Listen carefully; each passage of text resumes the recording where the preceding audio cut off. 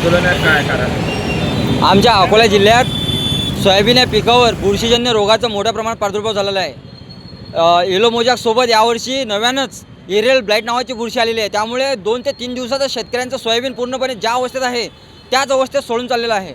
त्यामुळे शेतकऱ्यांचं खूप मोठ्या प्रमाणात आर्थिक नुकसान झालेलं आहे आणि त्या शेतकऱ्यांना सरसकट म्हणजे पंचनामे करून भरीव मदत द्या अशी आमची शेतकरी पुत्रांची मागणी आहे आणि त्यासाठी आम्ही आज जिल्हाधिकारी कार्यालयात अकोला येथे पुंगी बजाव आंदोलन छेडलेलं आहे। शेतकरी पहिलेच आर्थिक संकटात सापडलेला आहे। नैसर्गिक संकट शेतकऱ्यावर एक ना अनेक नैसर्गिक संकट चालू आहेत। माननीय मुख्यमंत्री साहेबांनं 3 वेळा जाहीर सांगितलं आहे, या अकोल्यातूनच सांगितलं आहे, कर्जमाफी सातबारा कोरा कोरा कोरा, परंतु आमच्या शेतकऱ्याला कुठल्याच प्रकारचा अजूनही त्या गोष्टीचा लाभ झाला नाही। 2-3 गोष्टी परस्पर पुनर्गठन आमच्या शेतकऱ्याच्या कर्ज खात्यात झालेलं आहे। जर असेच जर गोष्टी चालू राहिल्या तर आम्हाला फाशी घेतल्याशिवाय पर्याय नाही, शेतकऱ्याला आमच्या बापाला मल्याशिवाय पर्याय नाही।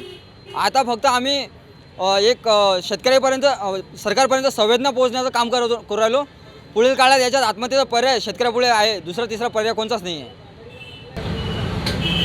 पुंगी बजाव आंदोलन आज रोजी अकोला जिल्ह्यातलं आमच्या सोयाबीनच्या पिकावर जे बुरशीजन्य रोग आले त्याला मदत भेटण्यासाठी जिल्हाधिकारी अकोला येथे आहे।